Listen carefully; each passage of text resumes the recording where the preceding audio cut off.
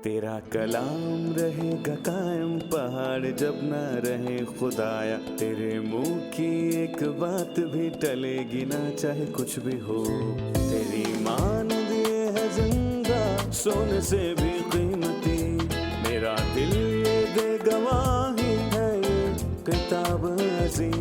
नाज़िल करे अपना कलाम, शिकस्ता दिलों को सुकून मिले, तारीखी दूर हो मेरी राहें रोशन कर। दिल अपना कलाम कसरत से ए खुदा बदल दे, रिहाई दे कसरत से फल मिलाओ। कलाम रहेगा कायम पहाड़ जब ना रहे खुदाया, तेरे मुंह की एक बात भी टलेगी ना चाहे कुछ भी हो। अजीज नाजरीन, हम उन तमाम देखने वालों को अपने रोज़ाना के बाइबली मुतालिया प्रोग्राम की इस नई किस्त में खुशामदीद कहते हैं। हम अपने मुताले में पैदाइश की किताब के दूसरे बाब तक पहुंचे हैं। हमने आयत 15 से आगाज किया था। अगर आप हमारी गुज़िश्ता एक साथ देखना चाहें तो हमारी वेबसाइट biblemutalaya.com विजिट कर सकते हैं। सबसे पहले मैं खुदावंद के खादिम जो आज हमारे साथ स्टूडियो में मौजूद हैं, भाई यूसुफ, खुशामदीद कहना चाहूँगा। आपका हम अपने मेहमानों को भी खुशामदीद कहते हैं। भाई यूसुफ, इस बाब के दूसरे हिस्से का बुनियादी मजमून क्या है? हमने आगाज 15 आयत से किया और बाब के आखिर तक पढ़ा। ये एक शानदार और अच्छा मजमून है। खुदा ने आदम के दिल में औरत की ख्वाहिश पैदा की, फिर उसमें से औरत को पैदा किया। मेरा ख्याल है कि ये अमल खुदा के बतौर खालिक और उसकी अजमत का शानदार इजहार है, लेकिन मैं इसे उसमें से बढ़कर देखता हूँ और मैं उसमें ज़मानों से पोशीदा खुदा के भेदों को देखता हूँ। कोई ये तसव्वुर भी नहीं कर सकता था कि खुदा का बेटा गरीब लोगों में अपनी दुल्हन तलाश करेगा, और वो भी ज़मीन की खाक में से। यही बात नया अहदनामा वाज़े अंदाज में बयां करता है, लेकिन यहाँ हम सिर्फ आगाज देखते हैं, पर सही। हमें इनकार नजर आता है। ठीक है, ऐसा लगता है कि आप यहाँ पर अलामती तस्वीर की बात कर रहे हैं, आदम से कलीसिया तक, आदम से मसीह तक। जी, मैं ये कहे लेकिन बगैर इस नहीं बात रह में सकता। तजाद नहीं है जो मैंने पहले कही कि कलीसिया पुराने अहदनामे में नजर नहीं आती, जी, पुराने बिल्कुल। अहदनामे की नबूवतों में। सही। लेकिन हम इसका अक्स पुराने अहद के किरदारों में देख सकते हैं। ठीक है, मैं कुछ आयत जी, पढ़ना जरूर। चाहूंगा 15वीं आयत से। और खुदावंद खुदा ने आदम को लेकर बागे अदन में रखा कि उसकी बागबानी और निगहबानी करे। और खुदावंद खुदा ने आदम को हुक्म दिया और कहा कि तू बाग के हर दरख्त का फल बेरोक टोक खा सकता है, लेकिन नेक व बद की पहचान के दरख्त का कभी ना खाना, क्योंकि जिस रोज तूने उसमें से खाया तू मरा। और खुदावंद खुदा ने कहा कि आदम का अकेले रहना अच्छा नहीं, मैं इसके लिए एक मददगार इसकी मानंद बनाऊंगा। और खुदावंद खुदा ने कुल दश्ती जानवर और हवा के परिंदे मट्टी से बनाए और उनको आदम के पास लाया कि देखे कि वो उनके क्या नाम रखता है। और आदम ने जिस जानवर को जो कहा वही उसका नाम ठहरा। और आदम ने कुल चौपायों और हवा के परिंदों और कुल दश्ती जानवरों के नाम रखे, लेकिन आदम के लिए कोई मददगार ना मिला। और खुदावंद खुदा ने आदम पर गहरी नींद भेजी और वो सो गया, और उसकी पसलियों में से एक को निकाल लिया और उसकी जगह गोश्त भर दिया। और खुदावंद खुदा ने उस पसली से जो उसने आदम में से निकाली थी एक औरत को बनाकर उसे आदम के पास लाया। और आदम ने कहा, ये तो अब मेरी हड्डियों में से हड्डी और मेरे गोश्त में से गोश्त है, इसलिए वो नारी कहलाएगी क्योंकि वो नर से निकाली गई। इस वास्ते मर्द अपने माँ बाप को छोड़कर अपनी बीवी से मिला रहेगा और वो एक तन होंगे। और आदम और उसकी बीवी दोनों नंगे थे और शर्माते ना थे। आयत 15 हमें बताती है कि खुदा ने आदम को बाग अदन में क्यों रखा। इस आयत के मुताबिक आदम को बाग अदन में रखने का क्या मकसद था? बागबानी और निगहबानी, यानी ये गुनाह में गुनाह गिरने से पहले। यानी काम करने का गुनाह के साथ कोई ताल्लुक नहीं है।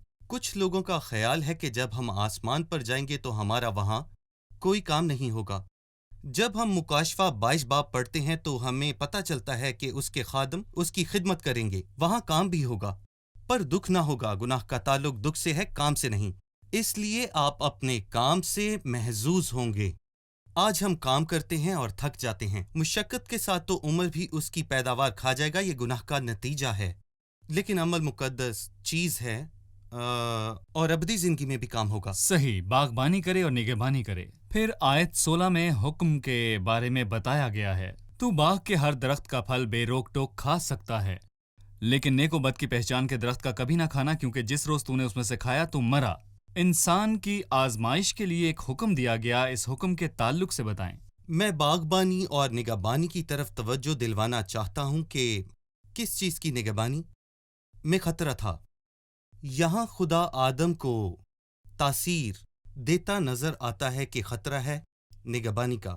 یہ خطرہ کہاں سے تھا؟ ہمیں یہ بات تیسرے باب میں پتہ چلتی ہے کہ شیطان آیا اور اس نے انسان کو آزمایا اور اسے باغ سے بے دخل کروا دیا۔ خدا اس حکم کے مطابق آدم کو یہ باآور کروانا چاہتا تھا یا اسے بتانا چاہتا تھا کہ جب تک تو میرے تابع رہے گا یہ ساری مخلوقات تیرے تابع رہیں گی۔ تابع ہونے کی شرط تھی۔ جی بالکل تھی۔ خالق جس نے خلق کیا تھا اسے ان کے نام بھی رکھنے چاہیے تھے۔ در حقیقت خدا نے آدم کو یہ کام سونپا کہ وہ ان کے نام بھی رکھے، کیونکہ خدا آدم کو بتانا چاہتا تھا کہ وہ اس کا نمائندہ ہے۔ جیسا کہ ہم نے پہلے باب میں پڑھا، انسان کو خدا نے اپنی صورت پر پیدا کیا۔ اس سے کیا مطلب ہے؟ اس لیے آدم خدا کا نمائندہ ہے، لہٰذا آدم نے تمام جانوروں کے نام رکھے، خدا نے نہیں۔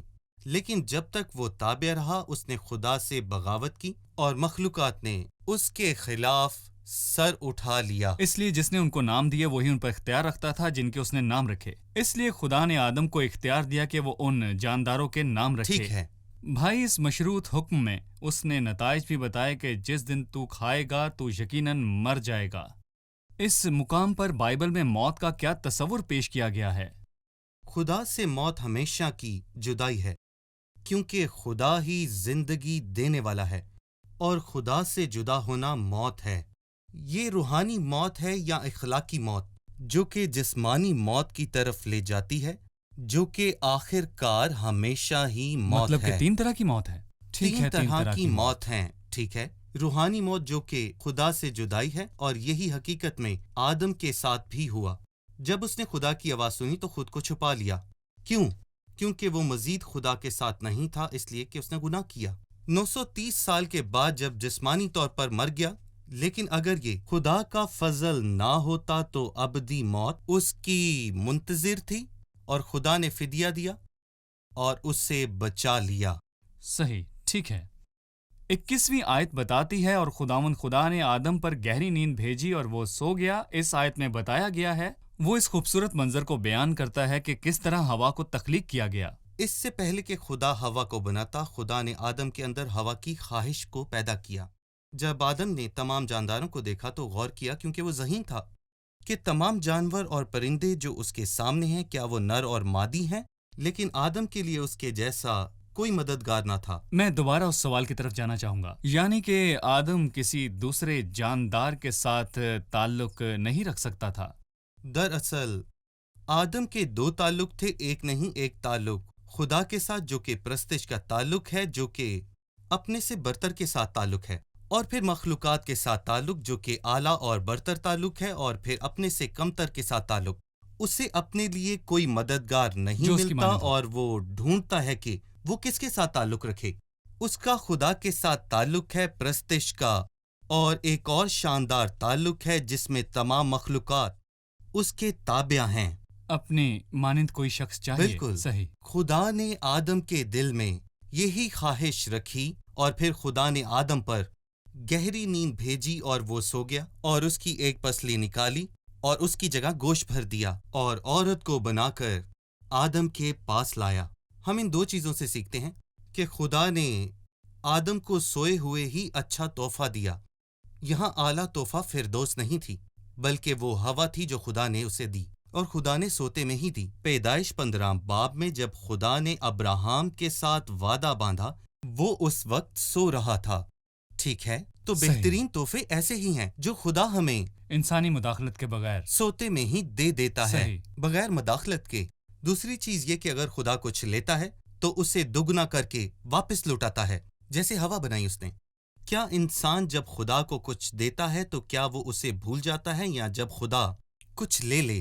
اگر خدا یہ کام کر رہا ہے تو اس میں انسان کا فائدہ ہے۔ خدا آپ کو برکت دے۔ ہم وقفے کے بعد مہمانوں کے سوالات کے ساتھ حاضر ہوں گے۔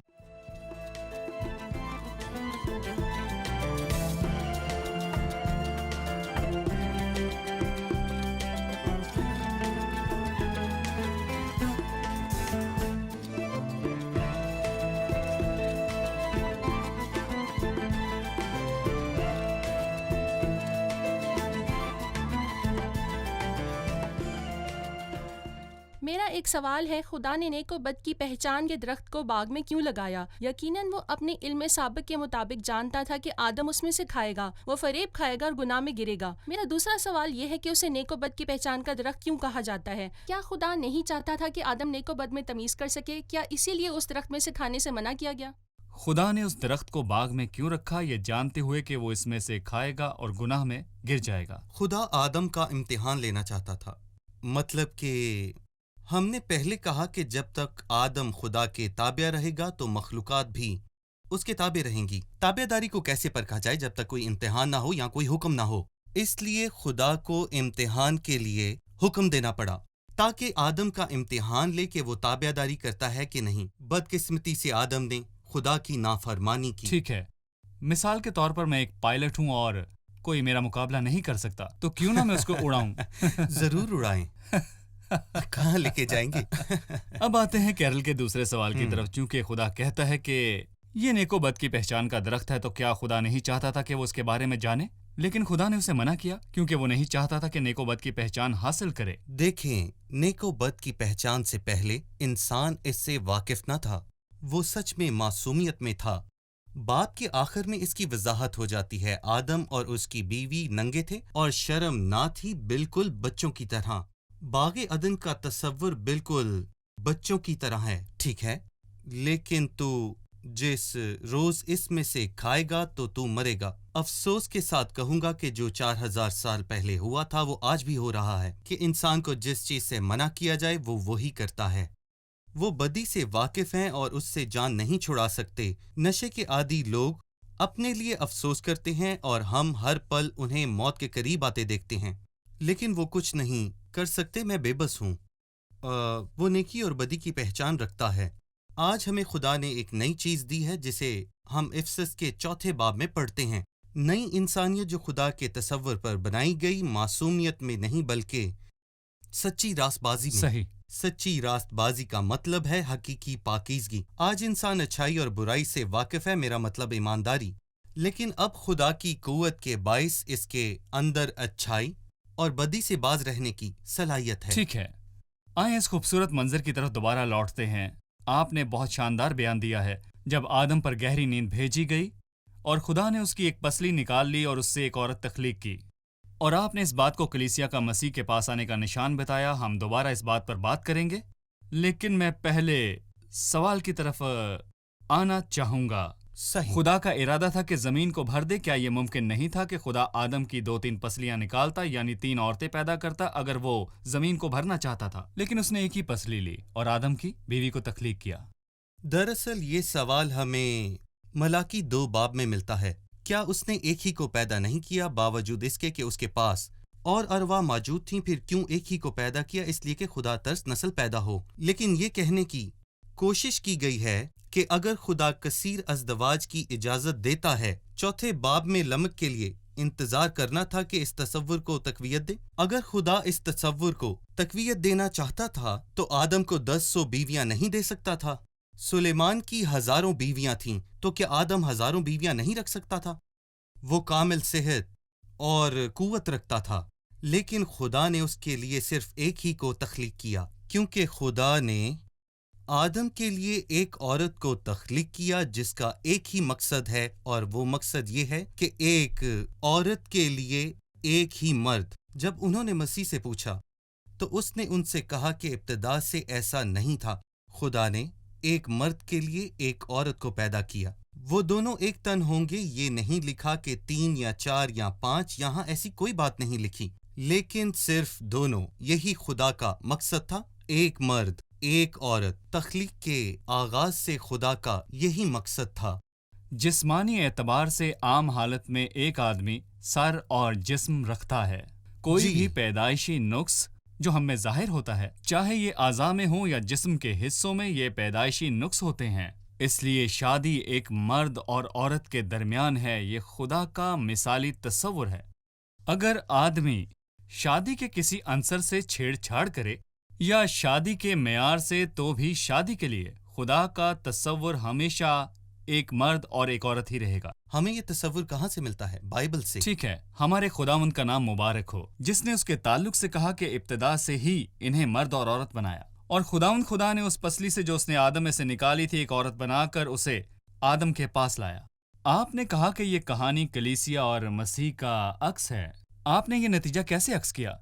मिसाल के तौर पर, क्या अगर अमर के ढांचे से या जुमले के ढांचे से या इसमें से किसी फेल के एतबार से या मजमूई तौर पर बाइबल के पैगाम से? नहीं, दर हकीकत पूरी बाइबल हमें बताती है कि ये शानदार तस्वुर जो मसीह और कलीसिया के दरमियान ताल्लुक की है, क्योंकि जब हम इफिसियों 5 के आखिरी हिस्से को देखते हैं, जहां उसकी मंजर कशी की गई है और हमें बताया गया है कि ये एक बड़ा भेद है। लेकिन मैं मर्द और औरत की बात नहीं कर रहा हूँ, आदम और हवा की बात नहीं, बल्कि मसीह और कलीसिया की बात कर रहा हूँ। ठीक है। मुशाहबत के लिहाज से, मसलन पहला कलाम जो खुदा ने किया कि आदम पर गहरी नींद भेजी, ऐसी दुनिया जिसमें मौत का तस्वुर नहीं और मौत से करीब तरीन चीज है सो जाना।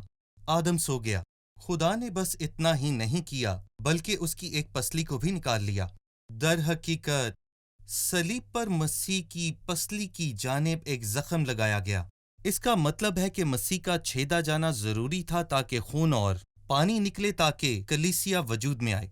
लिखा है कि खुदावंद खुदा ने उस पसली में से जो उसने आदम में से निकाली थी, एक औरत को बनाया। मसीह ने कहा कि मैं उस पत्थर पर अपनी कलीसिया बनाऊंगा। खुदा औरत को आदम के पास लाया। इफिसियों 5 बाब में लिखा है कि वो उसे जलाली कलीसिया के तौर पर अपने पास लाया। और फर्क ये है कि आदम बाग से बाहर नहीं अंदर था, लेकिन मसीह उसमें से निकला। और दूसरी चीज ये है कि आदम को कोई तकलीफ ना हुई या वो थका नहीं, लेकिन मसीह को गतसमनी और गुलगुता पर बहुत ज्यादा दुख से गुजरना पड़ा, बल्कि अपनी सारी जिंदगी। जब वो उसे आदम के पास लाया तो आदम ने उसे नारी ही क्यों कहा? क्योंकि वो मर्द से निकाली गई और उसे उसका नाम मिला। और यही बिल्कुल उसी वक्त हुआ जब मसीह ने हमें अपना नाम दिया। और जब हम पहले करंथियों के 12वें बाब में पढ़ते हैं, जहां लिखा है कि जिस तरह बदन एक है और उसके मुख्तलिफ अज़ा हैं, और तमाम अज़ा अगरचे एक से ज्यादा हैं, एक ही बदन के हैं। हम ये कहना चाहते थे कि ये कलीसिया के हैं।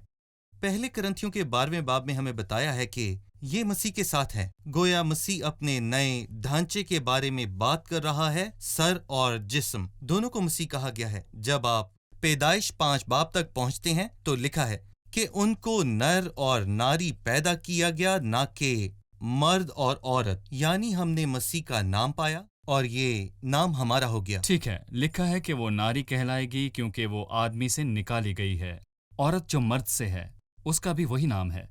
ना सिर्फ एक जैसे नाम, बल्कि आदम की तरह जिंदगी, और हवा की भी वैसी ही जिंदगी। मुझे मसीह और कलीसिया और उनकी जिंदगी के दर्जे के बारे में बताएं। जब वो मर्दों में से जिंदा हुआ तो उसने कहा, जब तक गेहूं का दाना जमीन पर गिर के मर नहीं जाता, अकेला रहता है, लेकिन जब मर जाता है तो बहुत सा फल लाता उसका है। बीज है जिन्स के मुआफिक। बिल्कुल इसी तरह इफिसियों 5 बाब में कहता है कि हम उसके जिस्म के अज़ा हैं, उसके गोश्त और हड्डी में से हैं। क्या आदम ने भी यही बात नहीं की थी? वो नारी कहलाएगी। अब ये मेरी हड्डियों में से हड्डी और मेरे गोश्त में से गोश्त है। वो ज़हीन था क्योंकि खुदा ने उसे ऐसे ही तख्लीक किया था। जब वो सो रहा था तब खुदा ने उसकी पसलियों में से एक पसली निकाली और उसे बनाया। लेकिन वो जान गया कि क्या हुआ। क्या वो बहुत ज़हीन नहीं था? खुदा के नाम की सताइश हो, जिसने ये कहा कि अब तुम उसकी हड्डियों में से हड्डी और गोश्त में से गोश्त हो, क्योंकि हम उसके जिस्म के अज़ा हैं, उसके गोश्त और हड्डी में से हैं। जब वो अपनी बीवी को बयान करते हुए कहता है कि ये मेरी हड्डियों में से हड्डी और गोश्त में से गोश्त है, तो ये इर्तिकाई अमल का कोई मरहला नहीं था जो बालों से ढका हो। ये कहा जाता है कि जानवर इर्तिकाई अमल से गुजर कर इंसान बनते हैं, किसी भी मरहले पर उनकी बैरूनी जिल्द का इससे कोई ताल्लुक नहीं था, लेकिन वो सब बालों से ढके हुए थे। लेकिन यहाँ आदम गोश्त और हड्डी को असल इंसान की हालत के तौर पर बयान करता है। ठीक कहा मैंने? शुक्रिया। हम एक छोटे से वक्फे के बाद दोबारा हाजिर होंगे।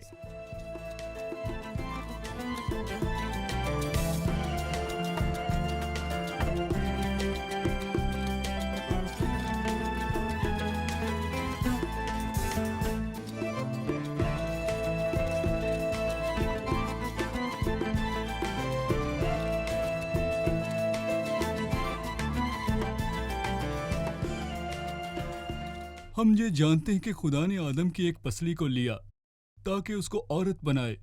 क्या वो कोई और पसली या कोई और जिस्म का हिस्सा नहीं ले सकता था कि औरत को बनाए? ठीक है, खुदा ने पसली ही क्यों ली? वो आदम के जिस्म के किसी भी हिस्से से कोई हड्डी ले सकता था। दरअसल मुक़द्दसीन ने इस ख्याल पर बहुत अरसा पहले गौर किया था। मैंने मैथ्यू हेनरी को पढ़ा है, बल्कि शायद ये उससे पहले की बात हो।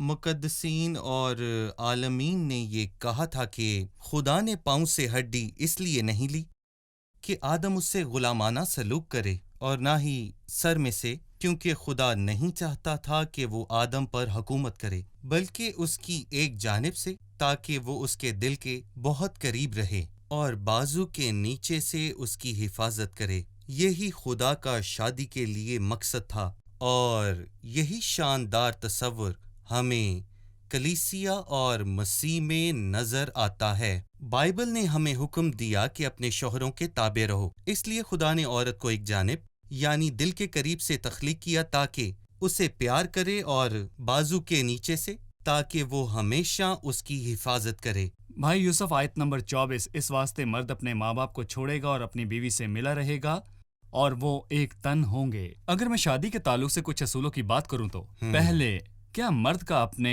माँ बाप को छोड़ना बाइबल की तरफ से इसे एक जुल्म तस्वर किया जाएगा, या इसका कुछ और मतलब है? मैं इस आयत में बहुत से ख्यालात देखता हूँ। पहली बात यह है कि एक शख्स को मर्द होना चाहिए जो अपने बाप और माँ को छोड़ सकता है, जिसका मतलब है कि वो उन पर इन्हिसार नहीं करता। अगर एक शख्स अभी मर्द नहीं है तो उसे शादी नहीं करनी चाहिए। मर्द से मुराद है कि वो खुद इन्हिसार है, एहसासात और जज्बात में बालिग है, लड़कपन की हालत नहीं जिसमें वो मर्द नहीं कहला सकता। बिल्कुल भी नहीं। पहले उसका मर्द होना जरूरी है। और दूसरा मतलब, जब वो ये कहता है कि इस वास्ते मर्द अपने माँ बाप को छोड़ेगा और अपनी बीवी से मिला रहेगा, वो एक तन होंगे, इसका ये मतलब नहीं कि उनके ताल्लुक से जिम्मेदारियों को पूरा न किया जाए। नहीं, आपको उनके साथ रहना है। उन्हें माली या जिस्मानी मदद की जरूरत हो सकती है या किसी और चीज की। आपको माँ और बाप की इज्जत करनी है। ये पहला हुक्म है जिसका वादा है। मतलब कि ये जज्बाती खुद इन्हिसारी है और माली खुद इन्हिसारी भी, ज़हनी तौर पर मर्दाना हालत, फिर भी वो इस काबिल होगा कि खानदान बना सके। मेरा मतलब है, जब वो माँ और बाप का कहता है, उसका मतलब करीबी ताल्लुक है। मैंने जिंदगी के कई साल गुजारे हैं और मेरे करीब तरीन कौन शख्सियत है? मेरे माँ बाप। वो कहना चाहता है कि अज़दवाजी ताल्लुक से ज्यादा मुकद्दस और पुराना है। बागे अदन में वो माँ बाप नहीं थे, लेकिन मियाँ और बीवी थे, और ये शादी को इज्जत देना है। मैंने माँ और बाप को मजबूती से नहीं थामा हुआ। हम किसी भी वक्त एक दूसरे को छोड़ सकते हैं, लेकिन एक मर्द अपनी बीवी को मजबूती से थामे रखता है।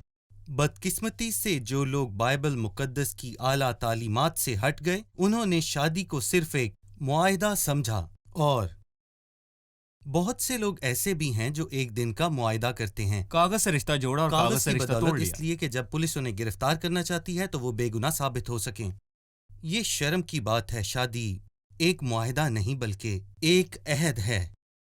अब वो दो नहीं बल्कि एक तन है। बाइबल में लिखा है कि जिनको खुदा ने जोड़ा है उन्हें आदमी जुदा ना करे। आजकल शादी एक सस्ती चीज बन गई है। किसी भी वजह से तलाक हो जाती है, किसी भी वजह से। ये खुदा के कलाम के खिलाफ हैं, और वो तमाम लोग जो इसका गलत इस्तेमाल करते हैं, मसीह के तख्ते अदालत के सामने उसका हिसाब देंगे। इसी अमर में खानदान बनाने की शर्त के एतबार से ये वाज़े है, खुदा ने बागे अदन में आदम को रखा और उसके लिए घर तैयार किया। जी। फिर उसे काम सौंपा। उसने काम दिया कि वो उसकी बागबानी और निगहबानी करे, क्योंकि वो इसमें रहता है, اور اس کا ایک کام ہے ٹھیک اور ہے۔ پھر وہ عورت کو اس کے پاس لاتا صحیح۔ ہے۔ کوئی بھی شخص حیران کن طور پر نوکری یا گھر کے بغیر شادی کرتا ہے تو وہ سچائی کے متضاد جی، ہے۔ یہ درست صحیح۔ ترتیب ہے۔ اس شخص کا بالغ ہونا لازمی ہے، اس کے پاس نوکری یا زندگی گزارنے کے لیے ذریعہ معاش ہونا ضروری ہے، اس کے پاس گھر ہونا بھی لازمی ہے اور پھر وہ شادی کرے۔ آخری بات، اور وہ ایک تن ہوں گے۔ ہمیں ایک تن ہونے میں کیا تصور ملتا ہے؟ ایک تن میں تیسرا کوئی نہیں ہے؟ ایسا نہیں ہو سکتا۔ میں اپنے جسم کو 2 حصوں میں تقسیم کر دوں اور ہر حصہ مختلف جگہ پر پڑا ہو، ایسا نہیں ہو سکتا۔ خدا یہ کہنا چاہتا تھا کہ اس رشتے کی بنیاد ایک تن ہونا ہے، یہ جدا نہیں ہو سکتے۔ اس کی اجازت نہیں کہ مجھے غصہ آ گیا تھا، میں طلاق جدائی۔ دیتا ہوں۔ یہ خدا کے کلام کی توہین ہے اور اس خالق کی توہین ہے جس نے تخلیق کے وقت انہیں نر اور ناری پیدا کیا، جو کہ پہلے اور دوسرے باب میں ہے۔ اور جب وہ کہتا ہے کہ میں اس کی مددگار بناؤں گا، تو کچھ مفسرین کہتے ہیں کہ شادی آسمان پر طے ہوتی ہے۔ فرض کریں کہ ایک جسم ناقابل تقسیم ہے، ناقابل اضافہ۔ ناقابل اضافہ۔ تقسیم ہے، کیا ایک شخص اپنے ساتھ کے بغیر بالکل علیحدہ نہیں۔ رہ سکتا ہے؟ نہ ہی قابل اضافہ ہے کہ ایک وہ سے زیادہ؟ ایک سے زائد بالکل ساتھی نہیں۔ رکھے۔ ایک جسم اور ایک سر اور جسم دونوں ایک شخصیت بناتے ہیں۔ جی، ٹھیک شکریہ ہے۔ بھائی، ہم قسط خدا کے آپ کو اختتام پر برکت پہنچ دے۔ چکے ہیں، حاضرین کے ساتھ دہرائی کریں گے۔ آج کی قسط سے ہم نے کیا سیکھا؟ کہ خدا اپنا سب سے قیمتی تحفہ انسان کو اس وقت دیتا ہے جب وہ سو رہا ہو، جیسا کہ اس نے آدم کے ساتھ کیا اور اسے ہوا دی، اور جیسا کہ ابراہیم کے ساتھ ہوا، خدا نے اس کے ساتھ عہد باندھا جب وہ سو رہا تھا۔ اس کا مطلب ہے کہ خدا ہمیں ہماری کوشش کے بغیر نجات دیتا ہے۔ اس کے علاوہ اگر خدا نے آدم سے کچھ لیا تو اسے اس کا دوہرا واپس کیا، جیسے کہ خدا نے ایک پسلی لی اور ہوا کو اس کے پاس لایا۔ صحیح، خدا نے آدم کی پسلی سے ہوا کو تخلیق کیا۔ اس نے جسم کے کسی اور حصے سے ہڈی کو نہ لیا۔ اگر سر سے لیتا تو وہ اس پر حکمران ہوتی، اگر پاؤں سے لیتا تو وہ اس پر حکمران ہوتا، لیکن خدا نے اس کی ایک جانب سے ہڈی لی جو اس کی دلی جذبات اور احساسات کے قریب ہو۔ صحیح، آدم اور ہوا کا تعلق مسیح اور کلیسیا کے تعلق کا شاندار عکس ہے۔ آدم سو گیا اور اسے ہوا مل گئی، مسیح مر گیا اور اس میں سے کلیسیا نکلی۔ آدم کی پسلی کی جگہ چھیدی گئی اور پسلی لے لی گئی، مسیح کو پسلی کی جگہ نیزہ مارا گیا۔ آدم نے ہوا کو اپنی ہڈیوں میں سے ہڈی اور گوشت میں سے گوشت کہا۔ اس طرح ہم مسیح کے بدن کے اعضاء ہیں اور اس کے جسم اور ہڈی کا حصہ ہیں۔ شکریہ، خدا آپ کو برکت دے۔ بھائی یوسف، آپ خدا کا آپ بھی کو شکریہ۔ برکت دے۔ عزیز ناظرین، میں آپ کے لیے خوبصورت منظر چھوڑے جاتا ہوں ہمارے آج کے پروگرام کے اختتام پر، یعنی ہوا کو پیدا کرنے کے تعلق سے 22 آیت میں لکھا ہے، اور خداوند خدا اس پسلی سے جو اس نے آدم میں سے نکالی تھی ایک عورت بنا کر اسے آدم کے پاس لایا، اور آدم نے کہا یہ تو میری ہڈیوں میں سے ہڈی اور میرے گوشت میں سے گوشت ہے، اس لیے وہ ناری کہلائے گی کیونکہ وہ نر سے نکلی ہے۔ مسیح نے کس قدر بڑی قیمت ادا کی کہ وہ کلیسیا کو وجود میں لائے۔ مسیح اپنے پیار کی جھوٹی تصویر پیش نہیں کرتا بلکہ حقیقی تصویر پیش کرتا ہے، کیونکہ اس نے صلیب پر اپنی جان دی۔ عزیز ناظرین، مسیح میں ہونا آپ کو آدم کے گناہ میں گرے ہوئے خاندان سے نکال کر خدا کے خاندان اور فرزندیت میں تبدیل کر دیتا ہے، اور آپ مسیح کے بدن کا حصہ بن جاتے ہیں۔ آپ اس مقدس بدن کا حصہ بن جاتے ہیں جو خدا کی کلیسیا ہے۔ اگلی قسط میں ملاقات تک خداوند آپ سب کو برکت دے۔